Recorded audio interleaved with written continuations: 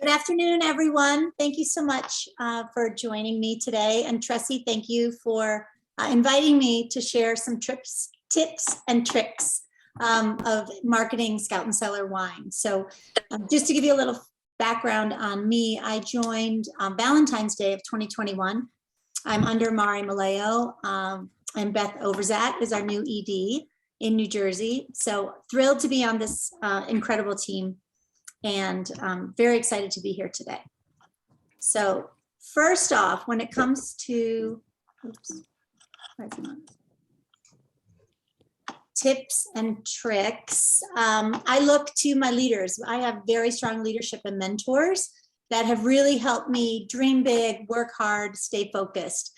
Surrounding myself with these incredible people has really helped me launch my wine career. So I have to say I owe a lot of my success to my mentor, in particular Mari Maleo, who's very patient with me and helpful, as well as her senior mentors as well, and my peers and my colleagues. So many people have helped me along the way, and I know that I can throw a lifeline out to so many people and ask them advice and how to stay the course or, improve as far as any challenges I'm having or celebrate success. So there's a lot of great people out there. Use them, tap into them, because they are really, really tremendous. Up or down, doesn't matter. Everybody's here to help each other. And that's what I love about the community that you have built here. I also set monthly goals. So when it comes to tastings, my goal personally is 10 a month. And I just feel really strongly that getting in front of people, telling the stories, building relationships, gaining confidence in you really makes them feel comfortable with the product. And once they try it, I think they're a customer for life. So I may be, because I'm from Missouri and I'm the show me state, but I really think the proof is in the pudding once people get to taste our wine. So it's my goal to have as many people sip with me each month in the form of tastings. So I had 10 in October. I had one cancel, it would have been 11. I have November, I've scheduled 10 right now. I'm trying for more. And December, as of now, I have 3 secured so far. So from each tasting, I also have a goal of getting another tasting or 2 from the attendees of that tasting, or maybe a lead to another tasting. So I try to leave a tasting with of course as much sales that night. I try not to have people not order at later after the tasting, but also commit to a tasting in one way or another. I'm not attacking them, but I can identify who I really need to follow up with, to who'd be really interested in hosting another tasting in the future. I also set club goals. The Scout Circle is such a nice way to start your month off with some passive sales. I try to get 1 to 2 per tasting, and that's a little aggressive, but sometimes I get 5 at a tasting, sometimes I get none. So I think if I can get 1 to 2 per tasting, that would be amazing. Right now I have 27 total club memberships, and they range everywhere from 4 quarterly to 12 monthly. So I have something, everything in between. My secret to that is I try to include an exclusive wine to within my tasting lineup, just so they can kind of taste what that premier wine is going to be like and what they would, be getting in their club membership. And it's really nice now that some of those club wines are in the main cellar, so people can do that without joining the club. But that's kind of what I try to achieve. Team goals, I try to get 1 teammate a month. I have 2 if I'm lucky. I actually got 3 in September, so that was really lucky month for me, but I didn't get any in October. So my total teammates right now are 8, and I have 1 level 2. So there's 9 total on my team. At the same time, I strive to achieve incentive goals. So the 10K club, that was one I had. Once I heard about that, I was like, I've done 10 before, I can do it again. So I got to get that. And I told Mari that. So I was super excited on Halloween when that happened. but also helping my team. So mentoring my team to get those incentives also. It really keeps them motivated and gets them excited as well to achieve those extra bonuses or Sky Wallet dollars, whatever, to help their business. Shout from the mountaintops. In a nutshell, that's truly what I try to do. Spark conversations wherever I go, ask questions, pique interest, and secure tastings. I really think tastings are my secret weapon, because once I get people in a room, like it just sells themselves. It's contagious. People get super excited. So sparking conversations wherever I am, whether I'm wearing Scout and Cellar, hat or shirt, of course that helps spark the conversation. And it's not like I talk about wine every second of the day, but there's a lot of natural ways to weave it into the conversation. And so, or it just comes up on its own. When people ask what I do, I tell them, and it piques their interest and they want to learn more, and they brighten up, want to talk about wine. So those are the people that I definitely try to get a tasting with, because if they're that excited about wine, imagine once they taste it.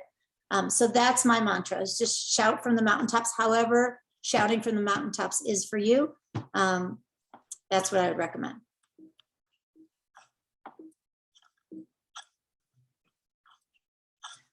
Once I do secure a tasting, I customize an invitation. So these are just a couple. I had the ladies on my street over. So this summer for a patio tasting, it wasn't like a formal tasting, but all I served was my wine. And most of them knew that I sell, the wine, and a lot of them are club members. So it was great for everybody to try all of the wines or different wines. And then we have a lot of new neighbors. So that way I got to introduce them subtly to what I do. Right now, this is the current invitation that I'm using, a little seasonalized for fall. So I customize it, whatever if it's a book club, I'll customize it for that. If it's, autumnal, I'll do that. If it's more spring, I'll have a more spring image, but that gives you a flavor. And then they're in charge of sending it out to their guests electronically, whether it's texting or emailing. And then it's more authentic coming from them to their guests. I look for ways to be creative with tastings and themes. So these are just some of the themes that I have had success with. So wines with canines. Because of wines with canines, now I'm doing wines with felines. Shelter asked if I could do a tasting and get exposure for their cats. So cats are going to be at a wine tasting. This is crazy. So people will maybe see them and get excited about the cats and see how nice they are. Sip and sew, knitting nights, book clubs, yoga and wine night. I go to F45, so there's a few F45s in the area. And so we've had celebrations there and kind of vendor fairs that I participated in. I went back home to St. Louis, Missouri, and I had a bunch of high school friends. I'm doing it again in 2 weeks out there. Pairing with small businesses. A good friend of mine has a dessert business. So we just last week did a dessert and wine pairing. So she had made 4 desserts, and I did the research and paired the wines with them. And we had about 25 people there that, are now looking for desserts for holidays and wines for the holidays. So it was really great. Fundraisers, one of my teammates is running the marathon. So we did a tasting fundraiser for her. There's an arts organization that I donated a basket for their organization, and I had a tasting for their board of directors. Anything that you do, pickle and paddleball, any kind of sport that you play, it's always a great opportunity to bring those people together. Happy hours, food and fitness bloggers, I've reached out to them. I've had some tastings with a lot of those people. My hair salon. Next week, I'm having a charity party. So I have a bunch of Chardonnay fans, and they asked for a specific Chardonnay party. So we're going to do a tasting of all the Chardonnays. Rosé all day is an obvious one as well. So also red nights, whatever. So you can see here, the top image was a knitting night that we did recently. This is F45. We're celebrating the third anniversary of our location. So we all had bubbly and cans. It was really fun. This was our sewing, our sip and stitch night last two Fridays ago, we made these flannel wraps. So everybody's drinking and sewing, and it was a good time. But my favorite theme night of all was Wines with Canines. So this actually was an image from the company with those 3 dogs and Dove Hunt Dog Rosé. So I used that, and then I made a charcuterie board. If you look on the left, not charcuterie, charcuterie, and everybody brought their dogs. We rescued a puppy last May, so everybody brought. He has all these puppy friends. You can see his buddies here. So everybody brought their puppies. I made charcuterie for the dogs, charcuterie for the adults. We served all the dog wines, and it was a hoot. Everybody had a total blast. So. And when people can't say no, when it's something with their puppies, and then the dogs or the wine labels with the dogs, people got really excited. So we'll definitely be encoring this event. When it comes to setups for my tastings, you can see here some different examples. Of course, it depends on where you are. So inside, outside, you know, what kind of space you have. But typically I try to bring this marquee, and I give the lineup. You know, a lot of people don't know what that is when they come, but by the time they leave, they do. So they can kind of keep track. I display the wines as best I can. In the summer, I had to put them in a tub and keep them chilled. But I've done outdoor. This is an outdoor event for F45. And then we also have various indoor ones. The one in the middle on the white counter, that's actually last Friday. It was an indoor kickoff to the holidays. So I had little lights strewn throughout and Christmas trees just to seasonalize it and get people excited for the holidays, along with displaying the gift sets. It's so great to display those. They're so beautiful right now. But prior to that, I showed at the bottom, you can see the mix track is on display as well. So seeing is, you know, really builds people's confidence. And so I think it's really important to showcase as much as you can. I bring my cards, I have my QR code, I bring cans, I frame the Clean Crafted Commitment, I frame something on the club, the infographic to show people how it works, and some other cute little sayings that you can see there. Anything you want to say about what we Here is the lineup of a typical tasting for me. And I know it looks pretty extensive, but like I said, I rely on tastings to get the word out and to get people excited about all of the wines that we have. One of my goals is to— Guys, if everybody can mute, please. I know some of you guys are in the car. One of my goals is to give exposure to as many labels as possible, so people feel comfortable with no matter what wine they buy from us, they know it's going to be absolutely incredible. So I try to diversify the offering as much as possible. I also try to include a Scout Circle exclusive, so they get a taste of what a premium wine would be, or a small craft batch that's really special.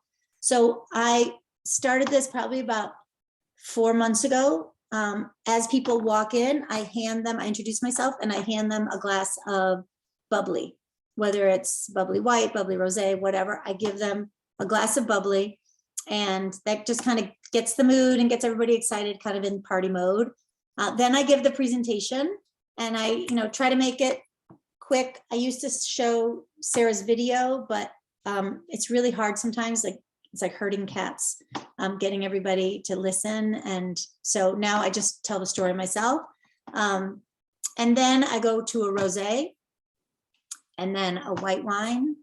Then this host in particular asked me to be a little red heavy. So I did 3 reds, and now we're getting into the red season anyway.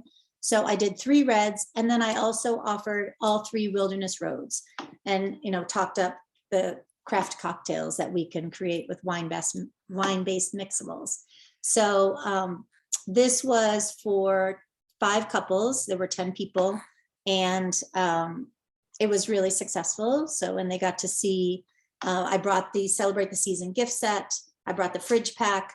That's all I had at the moment, but as well as them tasting all of this. So it was really great. And I have another tasting booked by one of the attendees early December. So I achieved that goal, which was really great. And then social media I rely on that, and I'm not the best and I'm learning. It's like a big learning curve, but I have Instagram, I have Facebook. I recently added Scout and Cellar to my LinkedIn. So that was something I hadn't really done, but just actually yesterday I added it, and I put a post about corporate gifting solutions. So we'll see. I actually have a few friends that have already shared it within their network. So that was really great. I try to show how wine goes along with everything that you do. Anything that you do works. So here I'm playing pickleball with Mari and her sister Cindy, so 2 other colleagues in the business, and Cindy's husband. So at the end, we refreshed and quenched our thirst with some Epic Pursuit spritzers. To the right, anybody a lot of people that are on my social media know my parents. So my parents live in Missouri, so on a lake, and we have more fun trying the wines. And I always do a video of my dad. And if you haven't seen them, they're hysterical. So I recommend you go check them out. So we just have a good time. Creating cocktails here. I made a watermelon mojito and posted it, and people got all curious and excited about Wilderness Road. So just trying new things and just peppering with the marketing materials and the assets that Scout and Cellar gives us, as well as creating my own. That's kind of how I gauge what's engaging people and what's piquing their interest and what's getting them to communicate with me. This is a college friend, and my folks were all there. So a lot of people on my page know who that is. So that gets people excited to see them enjoying my wine. And then wherever I go, I really try to build a strong relationship with whoever.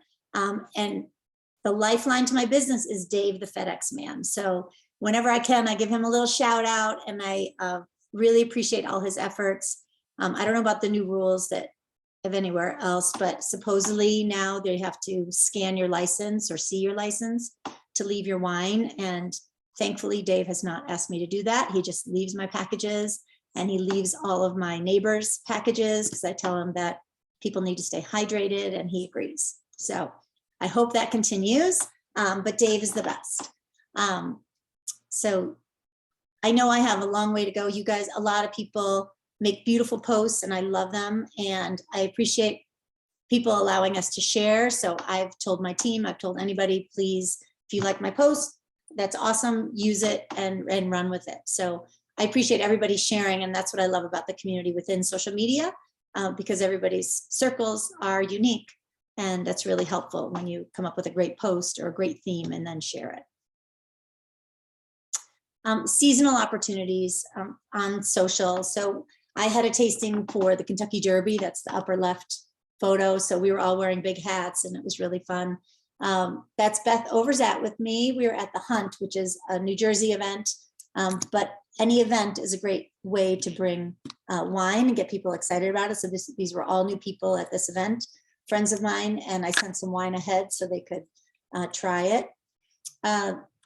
The photo down below, I boozed, B-O-O-Z-E-D, neighbors and friends and prospects with some wine and candy corn. I included my little gift guide. You can see that I made my little trifold gift guide, as well as my card, and told them that they'd been boozed. That got a lot of excitement and response. Then this is a gift basket that I donated, but I'm also creating some little bags of wine with my same trifold gift guide, my card, and an offer to be their holiday gifting solution. So I have been canvassing title companies, insurance companies, realtors, financial people, a lot of different professions, medical professions, and offering to be their holiday gifting solution, offering to be their wine elf. And when I do get a positive response, I show up on their doorstep with a gift package of wine and my information. And so far I'm 3 for 3. The people that I've met with, they are going to be ordering some from me. So that's exciting. And then creating, just making a big deal out of any holiday. So one day we had a Wine Wednesday here with Mari's team, and it was National Pretzel Day. So we posted about the National Pretzels, and it was also a supermoon. We made a video. So just sharing people, just keeping them excited and showing how wine is relevant no matter what day it is really my goal, just to keep it fresh and fun. And then looking for unique opportunities. So I was fortunate enough, my neighbor across the street, this eyesore of a house that had been dilapidated, got bought by a builder, and he redid it, and then paired up with Real Simple magazine, circulation 8 million, to enlist 6 of their designers to come and spruce up the house in select rooms. This house was chosen as the 2021 Real Simple Home of the Year. In the past, they've always done homes in Brooklyn or New York. So this is the first one in New Jersey. Happened to be right across the street from me. I went over, knocked on the door with a bottle of wine and my card, and thanked him profusely for making this horrible looking house beautiful again into a swan. And ends up, he loves wine. And I said, if you're gonna have a reveal party, we'd love to, have our wine served. I could serve the wine or whatever. And he turned me on to Real Simple. They had to cancel the party because of COVID, but I asked them if they could do some product placement. So we actually got placed in the kitchen. That top picture, that's the kitchen. The Gallivant Bubbly White is there. And then the bottom picture is the front porch. And you can't see it, but on the table in the front, there is the Field House Chardonnay. So we have 2 products placed, were mentioned in the to buy section, as well as called out as a key contributor. So that was really exciting. And I got to work with corporate. Vivek Daji helped me give the permission and sent me the wine for them. I had to get them a corkscrew. I had to get them some other things for the photo shoot, but it was so worth it. If you haven't seen the October issue of the magazine, it's absolutely stunning. I have it right here. I bring it everywhere because I'm so proud of it. It's a 20-page spread and it's beautiful. And they did a really nice job on the house. It just sold. So I'm gonna have new neighbors soon, which is exciting. So that was one unique opportunity that kind of fell on my lap, but I did have to cross the street and bring wine. So you never know where an opportunity could be. To sum up everything that I shared with you today, I think the best advice I can tell you is to try new things, share ideas with teammates, brainstorm, and come up with goofy ideas. Like, even if you think they're goofy, you don't know how people react, but give it a go. You never know. But most of all, have fun. And I think this picture shows us, having a great time and everybody doing the business in their own way, but everybody being successful. So I'm hoping some of these tips and tricks could help all of you, or, if you have any other suggestions, I'm open to suggestions at any time. And if I can help you in any other way, please let me know. That's all. Okay, that was amazing. Look at all of these beautiful tastings you have. So I have some questions. Yeah. I don't like to do tastings. Okay. Are these cold market reach outs? Are these friends hosting these tastings? Are you calling businesses in the area? So the tastings, like most of my tastings, are through people that I know or have met, or a new acquaintance. One of my tastings, I was standing in line at a deli and I had Scout and Cellar shirt on, and she said, "Oh, do you work for Scout and Cellar?" And I said, "Yeah, actually." And she said, "Oh, my nutritionist's friend sells that. I just ordered some." And I said, "Oh, you're going to really like it. It's so great, da, da, da." And she's like, I said, "Did you go to a tasting?" And she said, "No, she just recommended I get it because it's keto friendly or whatever." And I said, "Oh, well, if you want to gather some friends, I'm happy to bring some over," because she lives a couple towns away. So I'm doing it. I've never met this woman, but I just met her, in line.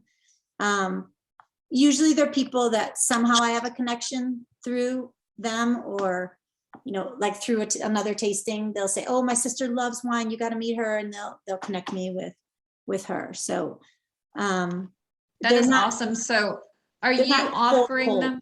Right. So you're asking for referrals. Yep. At your tastings. Absolutely. Okay. I mostly ask if people that are attending would like to host another. with a different circle or with the same group, but unique wines, because we have so many in our cellar and always releasing new wines. So we could, it could be a whole nother tasting. Gotcha.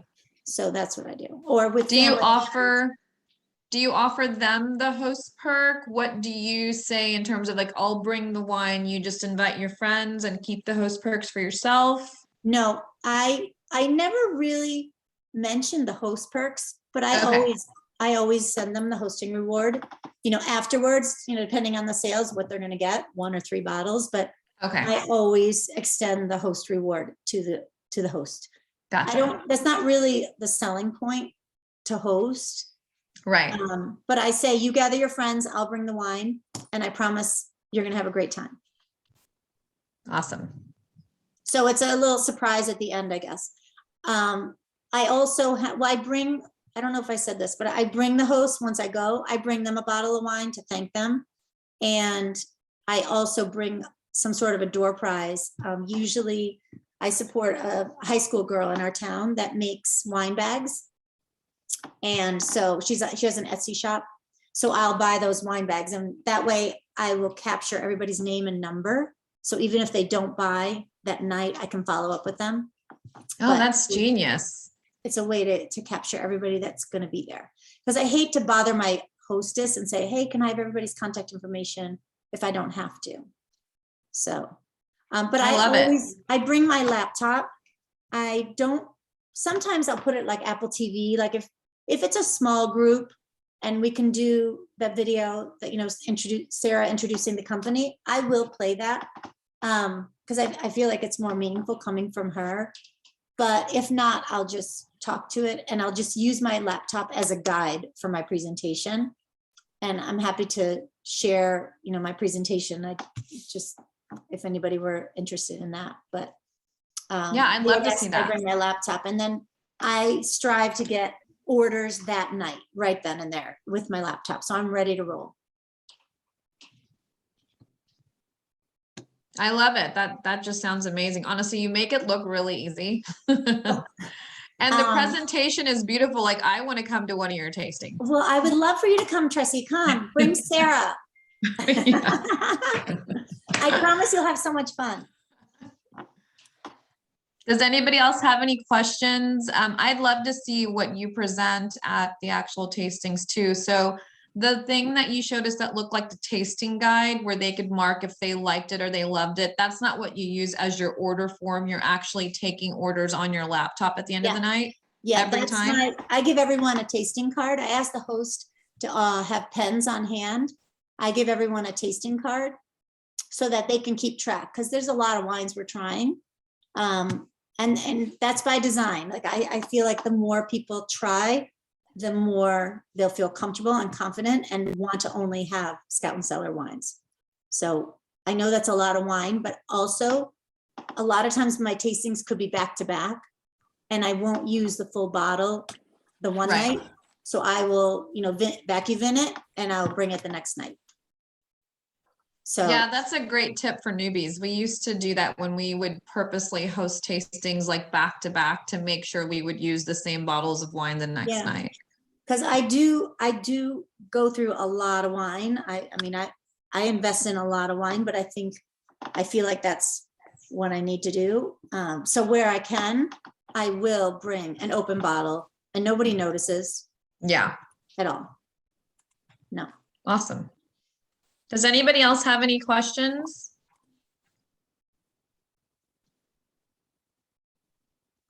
Hi guys, it's Beth.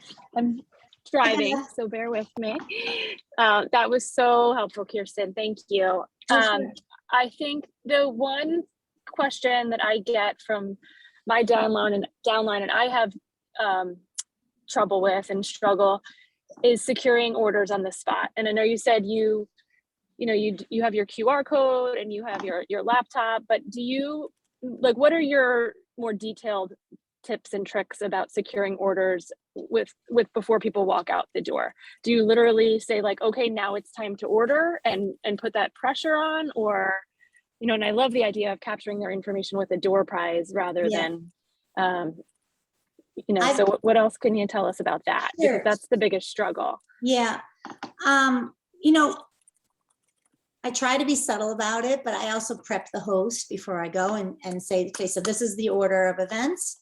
I'm going to greet everyone with a little bit of bubbly. We're gonna have a short presentation, and then we're gonna go right into the tasting.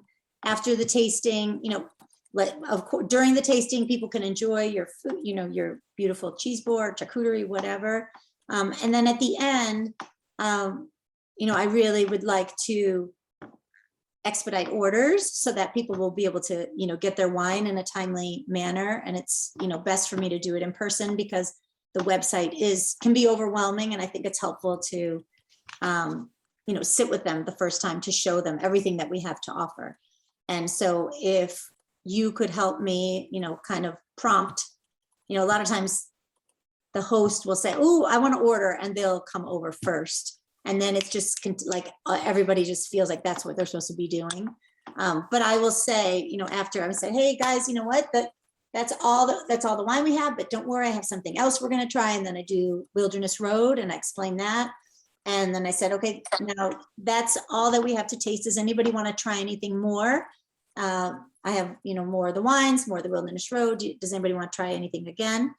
And then, you know, if anybody wants to order, I'm ready to take your order tonight. So, and if you order now, you will have it typically, you know, within 5 to 9 days. And so that's just kind of what I say. And it seems to work. There's a few people that sneak out, or there's a few people that are like, oh, Kirsten, I want to go, I want to talk to my husband, or, you know, whatever. But most people just kind of fall in line. They're like, oh, my turn. And they come over. Like everybody knows that's why they're coming, and they're excited to get their order. Like they're really excited about it arriving. So now, do you find that you have more success in smaller, more intimate tastings than you do with a larger group, because it's easier to escape and kind of Irish exit without placing an order in a larger group? Absolutely. I think a smaller tasting, you're definitely going to have everybody's undivided attention. The one I did with the desserts, it was 25 people. There were guys at the fire pit. There were, you know, people sitting over here. There were people around the table. It was like, I had to do it. Everything I said once, to one section, I had to go say to the other section, and then there's chat in between. And I mean, it was an incredible, it was close to $2,000 that tasting. So it was worth the hassle. But I really felt like out of control. And I didn't know it was going to be that good. You know, I just went with it. I mean, actually, there's one woman that still hasn't ordered, but I knew that I was talking to the right audience. And a lot of husbands and wives were there, and it was great to have the husbands try the wine and buy into it also. So it actually worked out well, but it was kind of, it took a long time, you know, to get through the presentation and get through the tasting, because I had to snake through all of the people. And it was pitch black, it was freezing cold, but they had bonfires and, you know, everything all around, but it was worthwhile in the end. But ideally you want to have, I would say 8 is perfect. You know, 10 to 12 max. Beyond that, it's like 16. It's almost like you need to do one tasting for half and one tasting for the other. So I definitely, I mean, you can do bigger groups, and I do them all the time, but I do find it more advantageous to have a smaller group that's more, you know, tuned in. Kirsten, what's your average sales per tasting? I would say probably 700 to 1,200. Okay. Thanks. Mm-hmm. Okay, guys, we are actually at less than a minute left on my Zoom timer. Thank you so much, Kirsten. That was amazing. I know I literally asked you a few days ago and was like, can you put this together? And that presentation was awesome. Oh, you're the sweet. Visual helps a lot of people, because if you've never been to a tasting or if you haven't hosted one in a while, it helps to see your presentation. and then kind of hear about how you're doing this. Some people don't do tastings, and maybe now this is their kick in the butt to do one to get to the 10K club. Thanks so much. I hope you guys got a lot from this, and we will post the recording for everyone later. Yeah. Cheers, and reach guys. out if I can help send anything, or if you want to ask me anything else, please. Yes. I'm here. Thank you so much. Of course. Thanks, everyone. Bye, guys. Bye-bye.